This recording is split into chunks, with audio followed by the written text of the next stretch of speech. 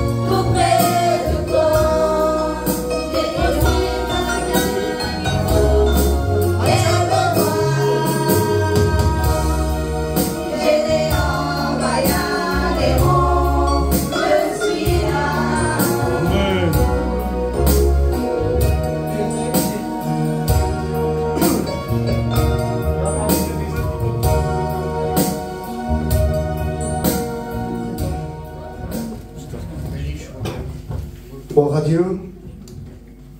Béni soit Dieu. Amen.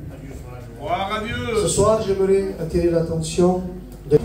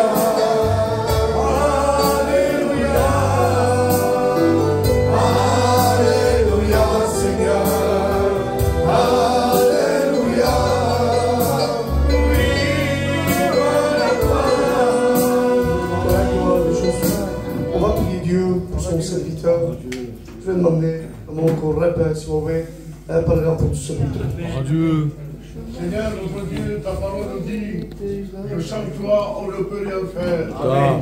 Et avec ton nom, nous faisons des exploits. Nous te demandons de venir dans notre cœur. Seigneur, sois avec lui, tu le remplis de la puissance du Saint-Esprit. Qu'il soit, Seigneur, un canal de bénédiction pour ton Église. Seigneur, notre Dieu, nous voulons savoir ta parole dans nos cœurs. Seigneur, nous te disons merci ensemble. Dans le nom de Jésus. Amen. Amen. Béni soit Dieu. Amen. Avant toute chose, je voulais saluer les anciens que je vois, que je reconnais. Béni soit Dieu. Dire merci à votre serviteur et à l'Église pour cette invitation. Et j'aimerais, sans plus tarder, de partager la parole de Dieu. Amen. C'est avec beaucoup de combat que ce soir je suis là. Nous passons par des moments difficiles.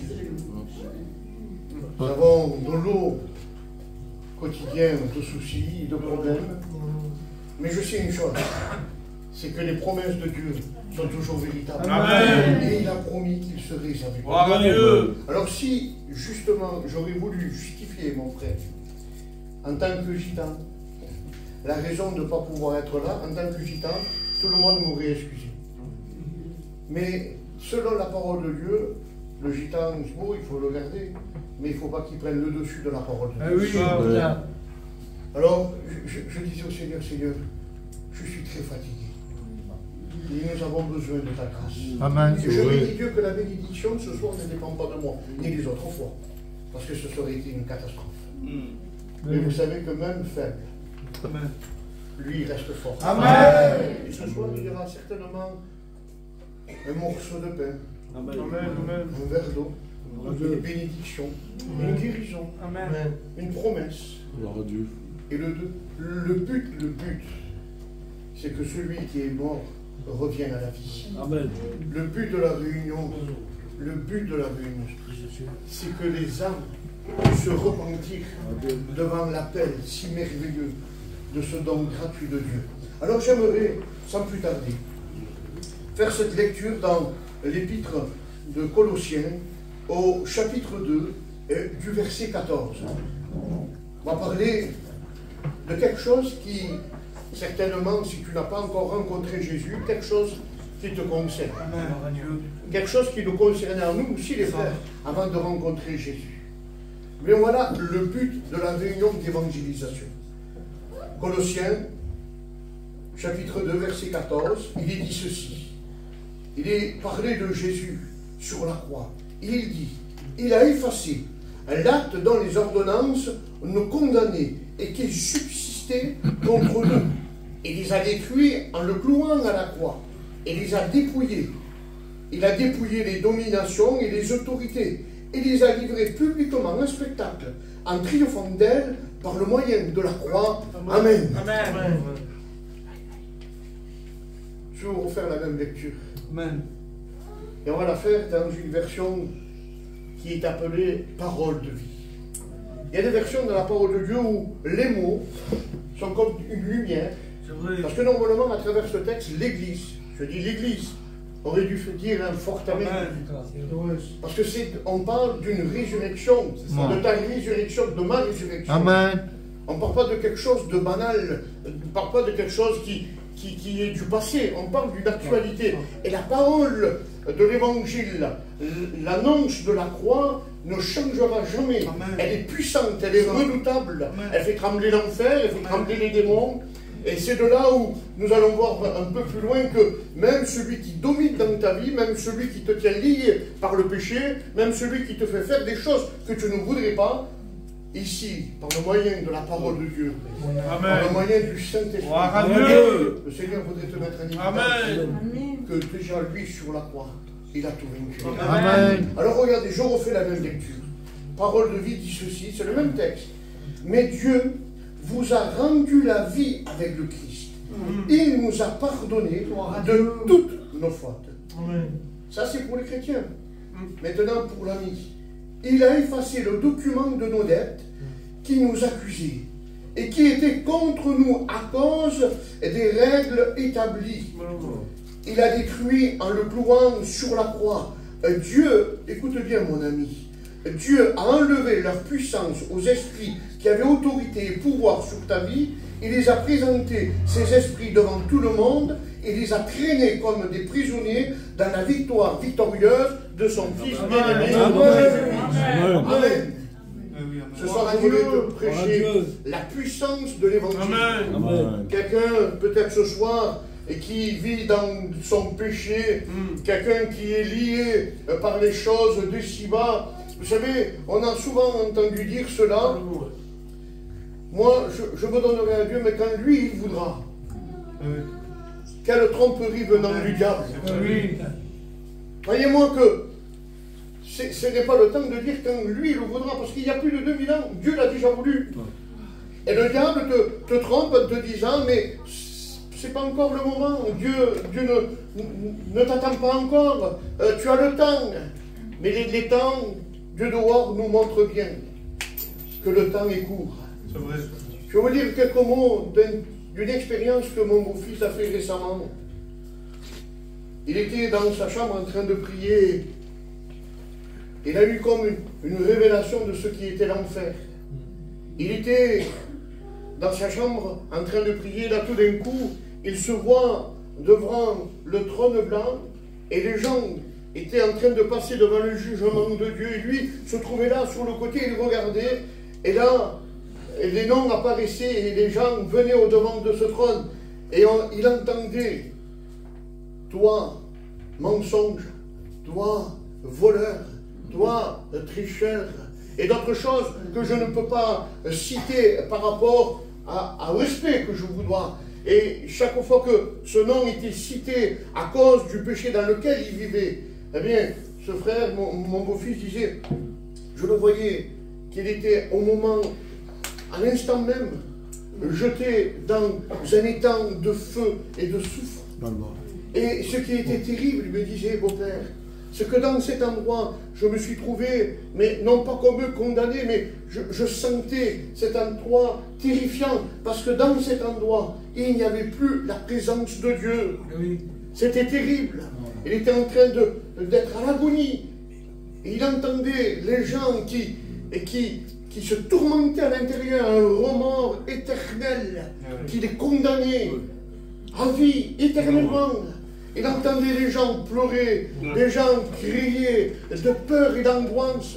Et il y avait tellement cette pression qu'à un moment donné, il a poussé un cri tellement fort dans la chambre que ma fille est rentrée et s'est dit, mais qu'est-ce qu'il a? Du choc qu'il a eu. Il était par terre, tout tremblant. Il disait, Seigneur, il faut que les âmes se repentent. Amen. Je voudrais te dire, l'enfer, ce n'est pas un mensonge. Ce n'est pas quelque chose que nous avons inventé pour t'amener à l'évangile et pour essayer de mettre des gens à adhérer à une croyance. L'enfer est réel comme le ciel aussi est réel. La Bible parle de deux destinations.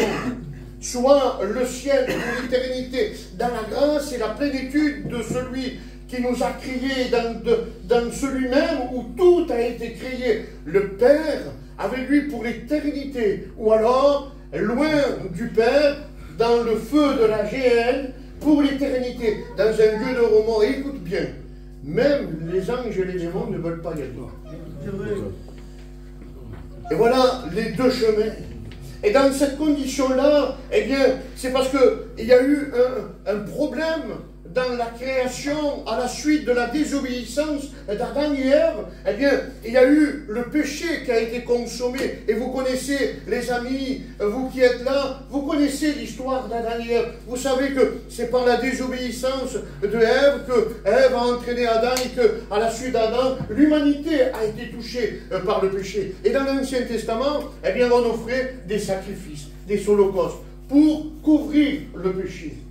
Mais là, nous arrivons dans le Nouveau Testament. Et dans le Nouveau Testament, il n'est plus question de couvrir le péché. Dieu, à un moment donné, a dit, ça suffit.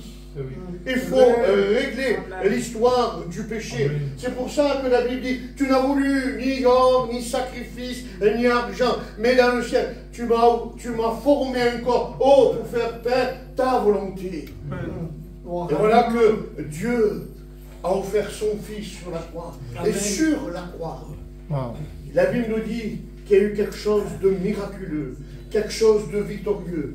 Le diable, certainement que lorsque Jésus était dans la barque avec ses disciples et qu'il y avait des vents contraires où les disciples ont réveillé Jésus et qu'ils avaient peur de mourir, le diable s'est dit, si je peux le noyer, c'est très bien. Si je peux arriver à le tenter dans le désert et le faire échouer du plan dans lequel il est venu pour sauver l'humanité par le moyen de la croix, c'est merveilleux. Mais la Bible nous dit que Christ est venu tout en étant homme, est venu sur cette terre pour accomplir une volonté. Amen. Il avait une mission, et cette mission, c'était d'aller jusqu'au bout. Et l'ennemi de ton âme a tout essayé pour le faire, dévier de cette mission. Vous savez ce qui l'a permis d'aller jusqu'au bout? C'est l'obéissance du Père, mais c'est l'amour qu'il avait pour toi. Et je voudrais te dire ce soir que Christ t'aime. Amen. Je voudrais te dire que le Seigneur t'aime. Il te donne. Oh Dieu a donné son Fils afin que quiconque croise en lui ne périsse point, mais qu'il ait la vie éternelle. Amen. Voyez-vous, l'évangile, c'est simple. Amen. Dans la lecture que nous venons de faire, eh bien, ça nous met devant une évidence, les frères. L'évangile, c'est tout simple. Christ a tout accompli. Amen. Tu n'as pas moyen, tu n'as pas besoin d'essayer de faire un effort. Tu n'as pas besoin d'essayer de te changer toi-même pour essayer de t'approcher de Jésus. Il te veut tel que tu es. Amen. Vous savez, il y a une vieille histoire qui dit qu'un homme a voulu, eh bien, faire ce pacte avec le diable en disant, eh bien, si tu pourrais me laisser partir de cet enfer. Et le diable lui a dit, écoute, ok, à une seule condition, tu as une pierre qui est au bas de cette montagne. Si tu arrives à la faire rouler jusqu'en haut et la faire tomber de l'autre côté, tu pourras sortir de l'enfer. Mais voyez-vous, l'histoire nous dit que cet homme est en train encore d'essayer de faire rouler cette pierre. Parce que le pouvoir du péché, la condamnation de l'enfer, ce n'est pas toi ni moi qui sommes capables de pouvoir le régler. C'est pour ça que Christ est mort à la croix. Amen. Et c'est pour ça que la Bible nous dit qu'il a amené par le moyen de la croix, eh bien, celui qui te tient lié, celui qui t'empêche de dormir le soir, celui qui te pousse à faire des choses eh bien, que tu n'aimerais pas faire, eh bien, la Bible nous dit qu'il les a dépouillés par le moyen de la croix. Gloire à Dieu. Amen. Il nous a rendus vainqueurs. Amen. Et ce soir, tu as cette possibilité de pouvoir venir tel que tu es au pied de Jésus. Amen. Et de dire, Seigneur, voilà mon besoin, voilà ma nécessité, voilà ce que je désire. Écoutez-moi, le temps est court. N'allez pas essayer de marchander avec Jésus. L'histoire de la croix, c'est pas pour te rendre plus gentil. L'histoire de la croix, c'est pour effacer la condamnation des péchés. L'histoire de la croix, c'est pour que nous réalisons que l'agneau de Dieu est venu sur la terre et que, eh bien, par son sang, il nous a lavé de tous nos péchés. Et maintenant, l'apôtre Paul, il nous dit, eh bien, maintenant vous êtes rendus libres, parce que sans la croix, frères et sœurs, nous étions incapables un jour de pouvoir se convertir, incapables de pouvoir se tourner vers Dieu. Parce que sans la croix, nous n'étions pas libres, nous étions sous la condamnation et sous le joug de l'ennemi de notre âme. C'est pour ça que la Bible dit, soit vous avez pour père le diable, soit vous avez pour père le créateur de tout temps. Moi je voudrais te poser cette question ce soir. Quelle est la domination de ta vie? Oh, ne me répondez pas. On n'est pas tous des Superman, on mange tous d'une manière ou d'une autre. Je ne parle pas de vie de tous les jours, mais je parle simplement d'un changement radical. Amen, amen. Est-ce qu'un jour, tu as réalisé que tu étais un pécheur et privé de la gloire de Dieu? Le monde dehors a tous les moyens pour essayer de nous faire oublier qu'un jour le Seigneur va venir nous chercher. Et il y a des loisirs, il y a des occupations. Le diable sait très bien s'y prendre dans ce domaine. L'argent, le travail, les soucis, la maladie et tout ce que vous voulez. Le diable, maintenant, n'empêche pas les gens de venir à l'église. Mais bien au contraire, il les laisse asseoir, mais il les distrait. En les remplissant d'inquiétudes, de soucis, de problèmes, de choses qui se passent à l'intérieur de nous-mêmes, dans le but de dire, parce que, eh bien, au moins il est à la réunion, mais il ne reçoit pas la parole de Dieu. Vous savez comment Ephraïm un jour s'est converti? Il était venu par obligation par ses parents à l'époque pour le baptême de sa sœur. Et lui, fort caractère qu'il était, je le connaissais très bien, il est venu à l'église mais il avait des oreilles comme ça. Parce qu'il ne voulait pas écouter. Wow. Il y avait une mouche qui est passée. Era mon homme fadat. Parce qu'il devait faire un tournoi de match. C'était un joueur à l'époque. Et son père l'avait obligé de venir. Il était en colère. Et il dit, moi je vais venir par obligation. Mais j'écouterai rien. Et à un moment donné, une mouche est passée. Et Ephraïm disait, j'ai fait comme ça. Et un mot est rentré. Il a changé ma vie. Jésus t'aime. Amen. Gloire à Dieu. Je voudrais te dire ce soir, quel qu'elle soit le nom de la mouche que le diable se sert, Le diable veut te faire passer à côté de la vérité. Mais écoute bien ceci. Jésus t'aime. Tu peux être le plus méchant de Perpignan. Tu peux être le plus gentil de Perpignan. Jésus t'aime. Un homme disait un jour, vous pouvez couper mon corps en 1000 morceaux et chaque partie de mon corps, vous entendrez réclamer Jésus t'aime. Jésus t'aime. Parce que c'est le cœur, c'est l'essence même de Dieu. Mais dans l'amour de Dieu, nous autres saint-Titanus, Deus estime, c'est pas grave. Non, Dieu aime, mais tellement qu'il est amour, son équilibre, son iniquité, c'est la justice de Dieu. Et Dieu même, dans son amour, ne peut pas se sortir de cette justice qui a été établie. C'est ce qui porte l'équilibre de Dieu. Et dans sa justice, eh bien, il a vu ton incapacité, il avait vu mon incapacité de pouvoir me changer, il avait vu, eh bien, ma situation, que même si parfois j'aurais voulu, eh bien, me changer par moi-même, eh bien, je n'y arrivais pas, c'était un échec.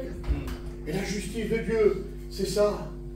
C'est comme je vois ton incapacité, moi je t'aime, alors j'apporte ta solution. Amen. Et la solution, c'est pas ce que toi tu vas faire. La solution, c'est ce que Dieu a fait. Amen. La solution a été donnée. Gloire à Dieu. À la croix. Et mort pour toi. Amen. Et ce soir, j'aimerais bien simplement te rappeler bien que à la croix, Christ a vaincu. Amen. Et ce soir, tu peux être victorieux. Amen. Quelle qu'elle soit la domination de ton péché, un alcoolique à la croix peut être guéri. Un drogué à la croix peut être guéri. Mais par-dessus tout de la croix, la puissance de la croix, ce qui donne toute sa puissance, c'est l'effacer nos péchés, la condamnation qui est payée sur nous. Un jour, à l'époque des Romains, puisqu'il nous est parlé d'un acte de condamnation, eh bien, dans l'époque des Romains, quand il y avait une dette que quelqu'un devait, il y avait un papyrus, et c'était enregistré comme ceci, Pascal doit ceci. Et ça pouvait durer des années et des années, j'étais redevable de cela. Et le seul moyen pour qu'on puisse être acquitté, il fallait que l'homme qui avait cette autorité prenne ce papyrus et barre cette dette. Et lorsqu'il barrait cette dette, c'était terminé. C'était fini. On ne pouvait plus me réclamer ce que je devais parce que quelqu'un, en barrant ma dette, m'a acquitté de ce que je ne pouvais pas payer. Voilà ce que Christ à la croix a fait pour chacun de nous. Amen. Christ peut faire Gloire à Dieu. Amen. Écoute, l'évangile, c'est pas compliqué. Il faut arrêter d'essayer de compliquer les choses. L'évangile, c'est l'appel de Jésus. Venez à moi, vous tous qui êtes fatigués et chargés, et je vous donnerai du repos. L'évangile, c'est pas, il faut que j'amène ma belle-fille à l'église parce qu'elle est insupportable. Il faut que j'amène mon beau-fils à l'église parce qu'il est insupportable. L'évangile, c'est pas, il faut que j'amène mon fils à l'évangile parce qu'il ne s'arrête pas de sortir. Il m'arrivera une catastrophe. L'évangile, c'est pas ça. On ne peut pas, c'est des frères, le temps est court, on ne peut pas se tromper. L'évangile, c'est pour régler la dette du péché. Amen. Et tu ne dois pas te tromper ce soir. L'évangile, ce n'est pas un doliprane. Nous avons tous une titane. Pour le moindre mal, doliprane. Un doliprane. Et tous les jours, tu restes avec ça. Le mal doit être traité à la racine. Si vous voulez que ça change ce soir, si tu veux une orientation nouvelle dans ta vie, si tu veux une nouvelle destination, un nouveau but, un nouveau départ, alors règle l'histoire du péché.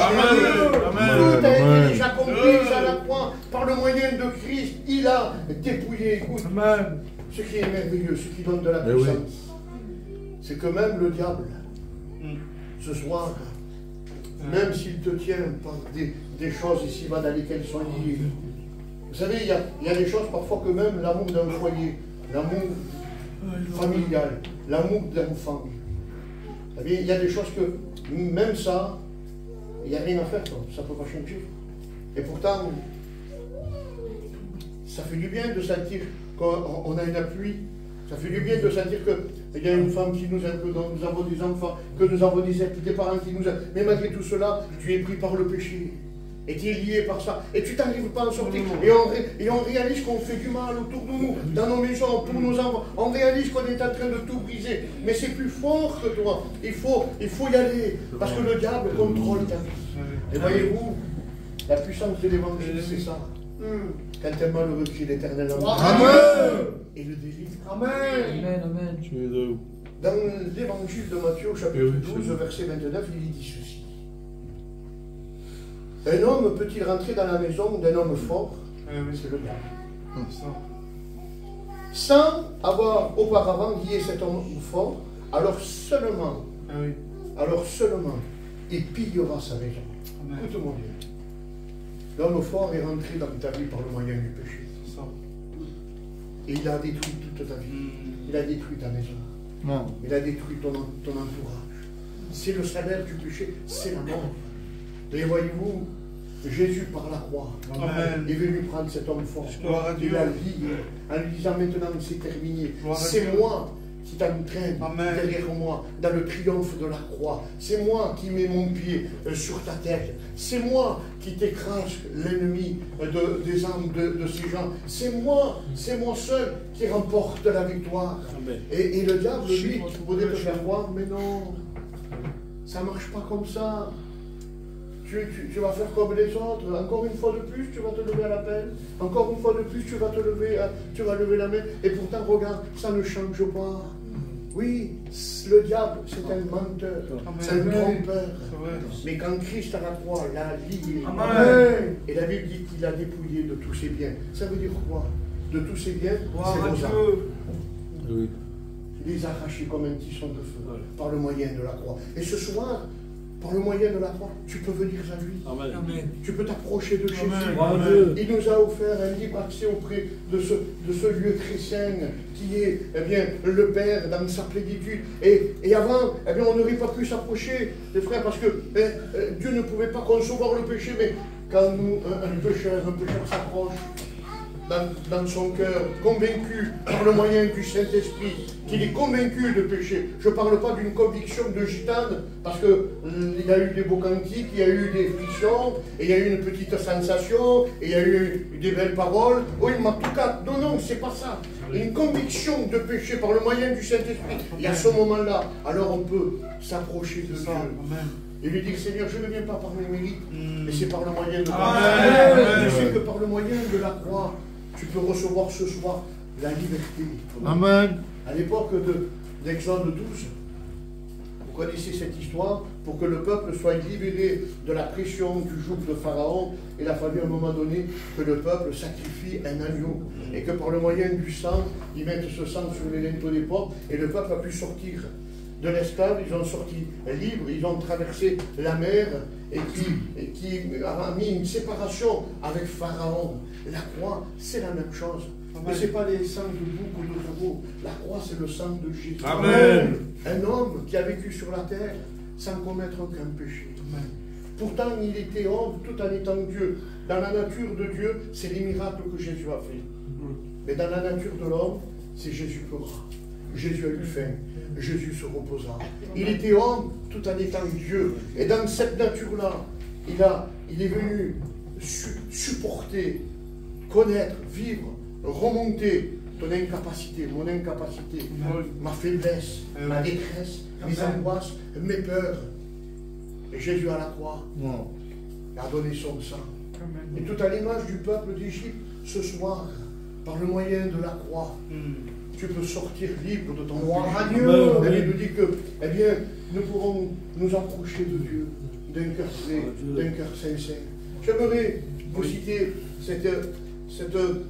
une histoire, bien sûr que c'est une histoire. Un jour, une jeune fille était là en train de se promener dans la foire, et puis ses parents l'ont laissée sur un manège, et la fille, à la fin du manège, cette petite fille, a descendu du manège, il a vu un petit papillon voler, et il trouvait ça joli, ce papillon, et la petite fille a suivi le papillon, et en suivant le papillon, cette jeune fille s'est perdue. Elle ne retrouve plus son chemin, et les parents ne la retrouvaient plus non plus. Et les gens lui demandaient, mais quel est ton nom? Comment tu t'appelles? Comment ses parents s'appellent? Cette fille n'arrivait pas à parler. Parce que quand le péché est sur nous, quand le péché te prend, quand les angoisses sont là, quand il y a la pression, quand nous sentons, pardon du mot, la mort du péché, il y a comme une boule ici. Et à par moments, il y a des nuits sont blanches, les sueurs sont froides, on se sent étouffé par la pression. Et voyez-vous, cette fille n'arrivait pas à parler, tellement qu'elle était angoissée, elle avait perdu ses parents.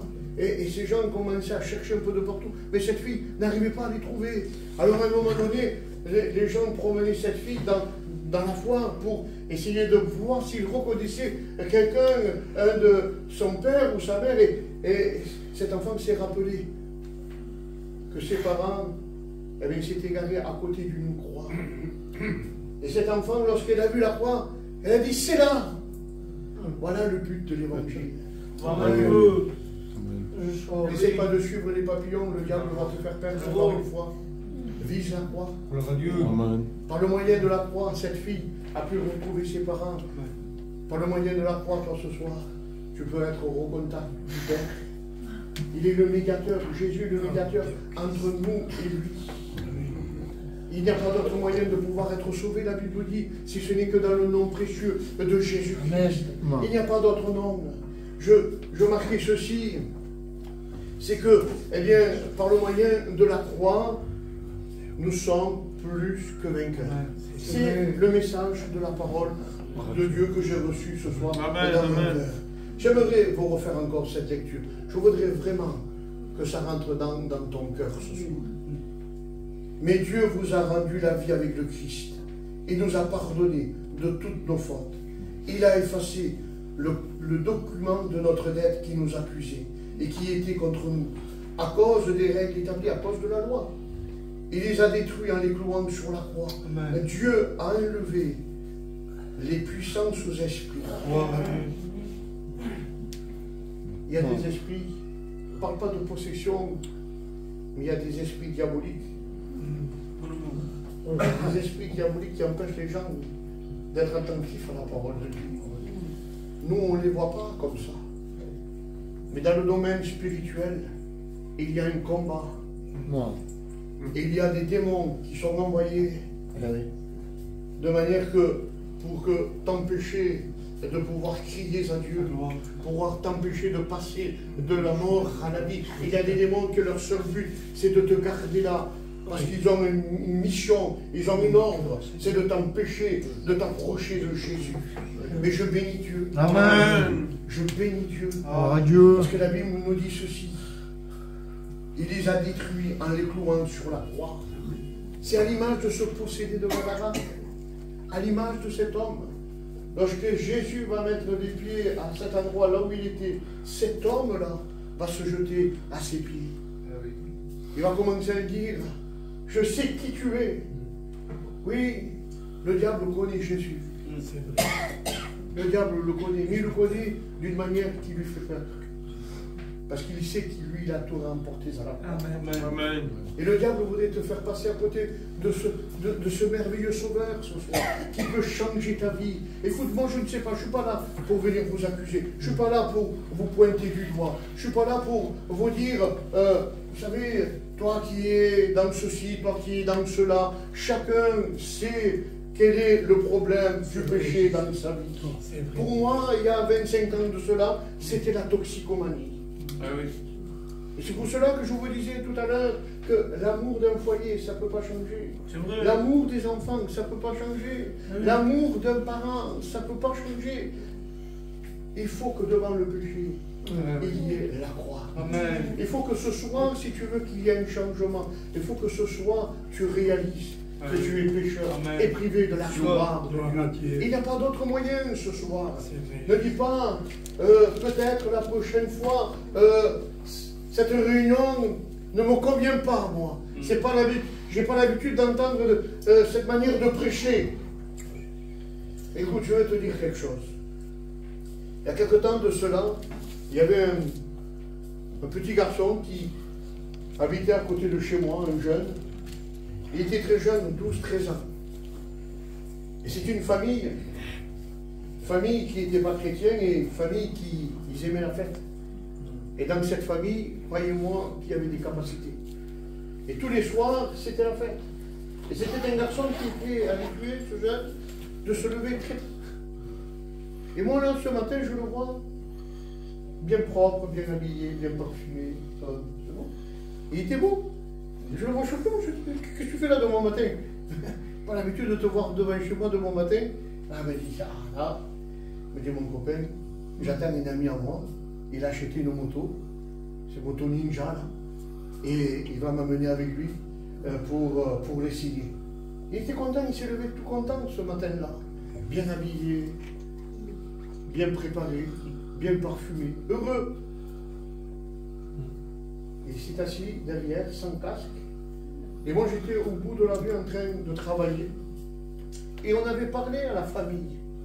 Et puis, voilà que la moto a dérapé. Et le petit, eh bien, il a foncé droit sur un mur.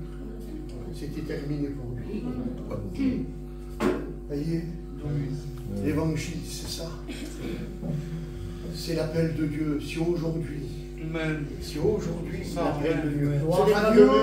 Ce n'est pas la compétence de la manière d'apporter le message. Écoutez, vous pouvez avoir des bons prédicateurs avec des très bons ministères, mais si dans ce ministère, si dans ces prédications, il n'y a pas la croix, il n'y a pas le sang, il n'y a pas le pardon du péché, s'il n'y a pas l'enfer, s'il n'y a pas cette mise en garde, alors permettez-moi de vous dire, c'est que de la pommade. Mais ce soir, il faut que tu réalises,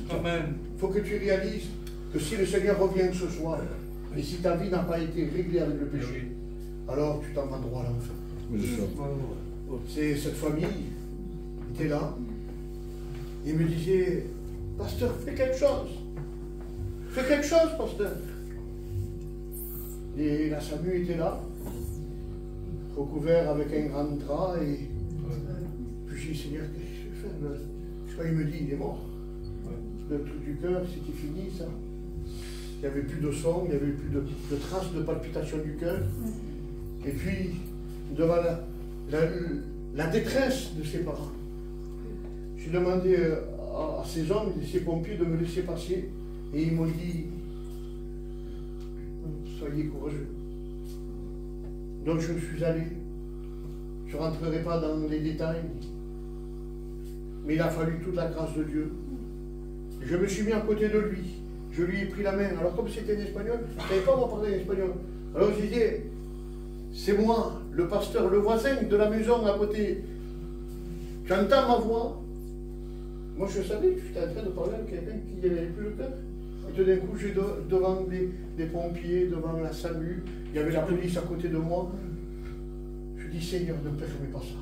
Amen. Voilà le but de l'évangélisation de ce soir. Amen. Seigneur, ne permets pas.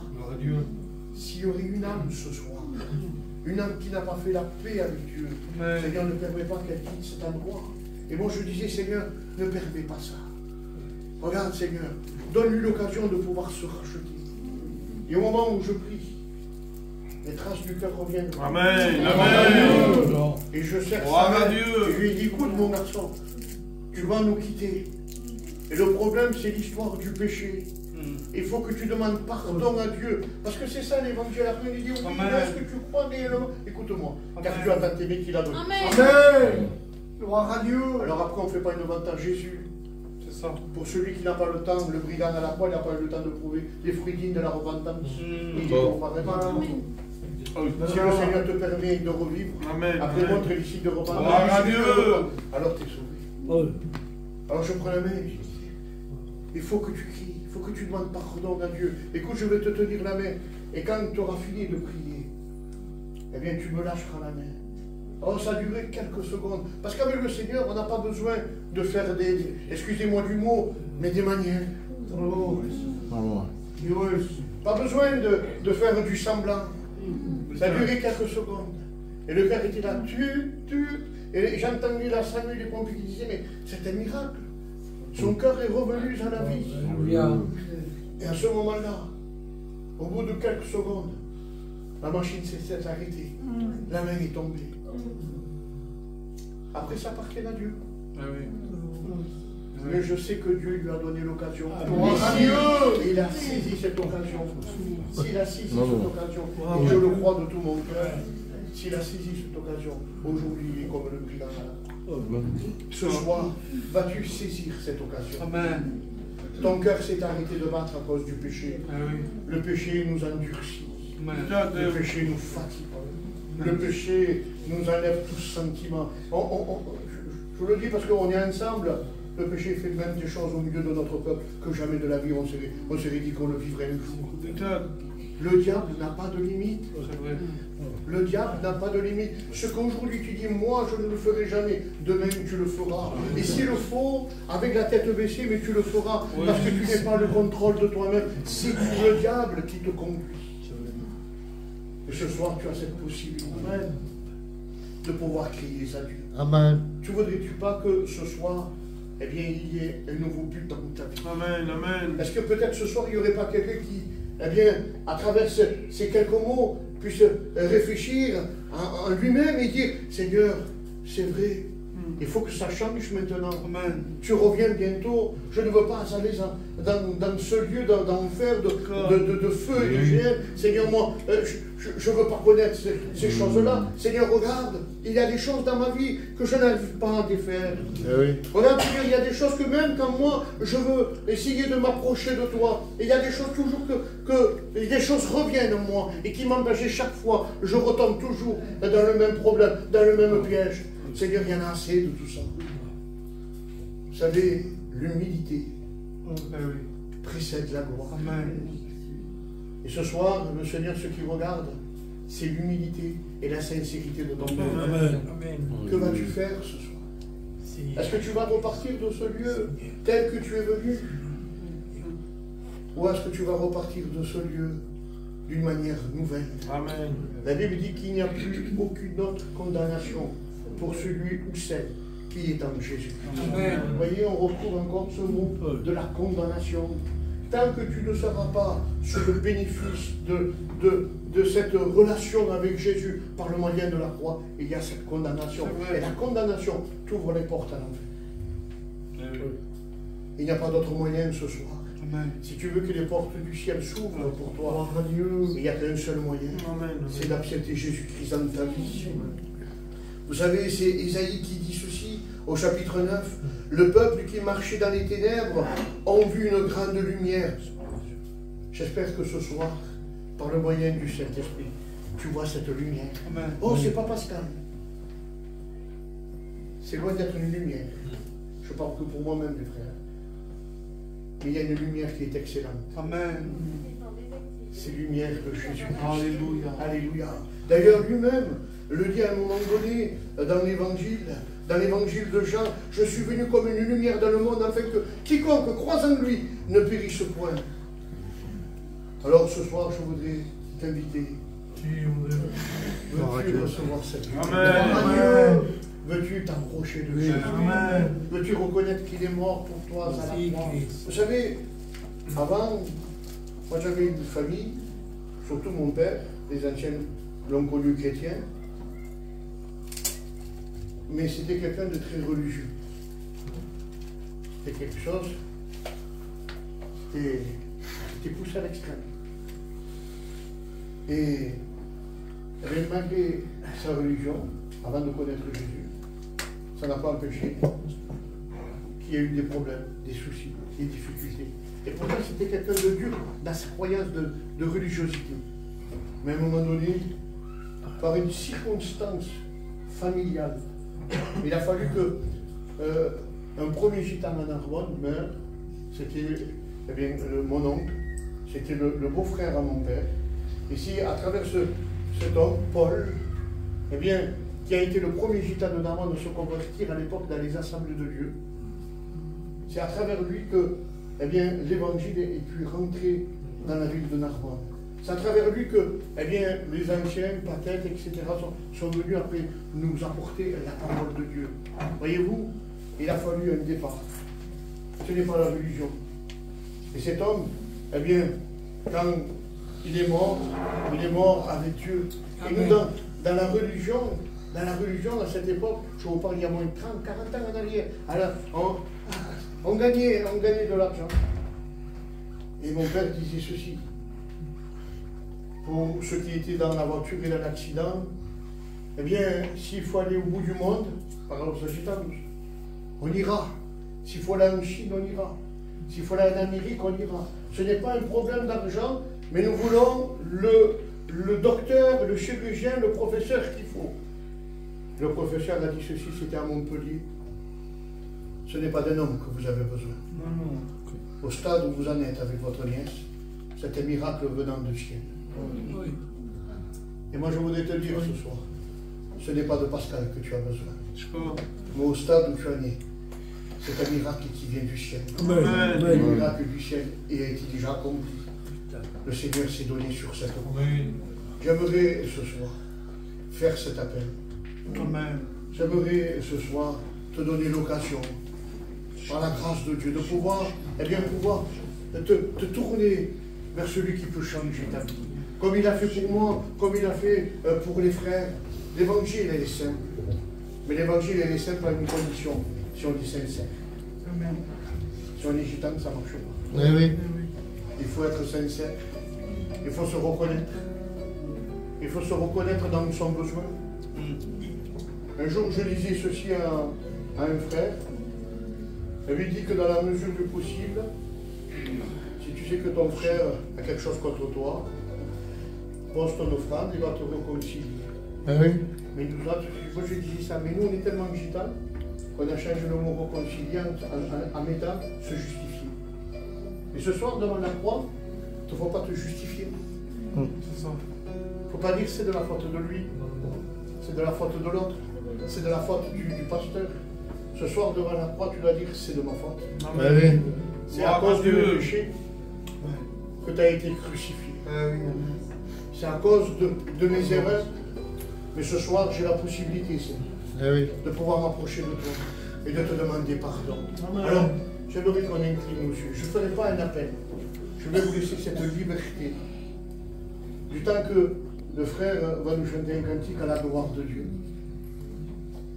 Eh bien, je voudrais te donner cette occasion. Au plus profond de ton cœur. Au plus profond de ton cœur. Crie à Dieu. Et si tu es vrai, si tu es sincère, si tu t'approches de la croix ce soir avec ton besoin, alors Dieu va faire ce miracle. Il y a, eh bien, le ciel, il y a de la fête dans le ciel, car tes âmes se répand. Les frères sont dans la chambre. Béni soit Dieu.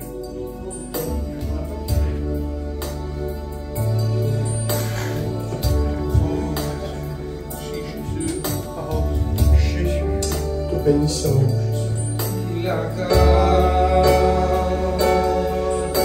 Amen. Elle est auprès de toi. Ne la laisse pas passer. C'est un cadeau de Dieu. Un cadeau immérité. La grâce. Elle est auprès de toi. Ne la laisse pas passer. C'est des cadeaux de Dieu.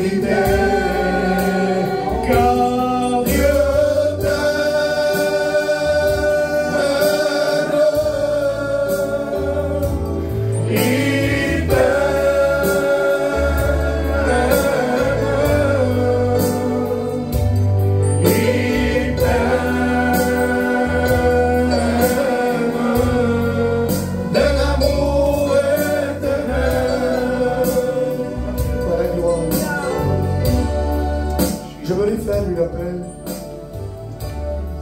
pour un frère, pour une soeur, qu'il a besoin de revenir. Parce qu'il y en a beaucoup, si souvent on ne se sent plus concerné par ce message. Je vais faire cet appel à Dieu. Qui va revenir Merci pour cette main qui se lève. Je vous vois les frères. Je vous vois. Dieu te voit dans ta tristesse. C'est le mot qu'il met dans mon cœur. Il voit que tu es triste. Que tu ne souffres pas.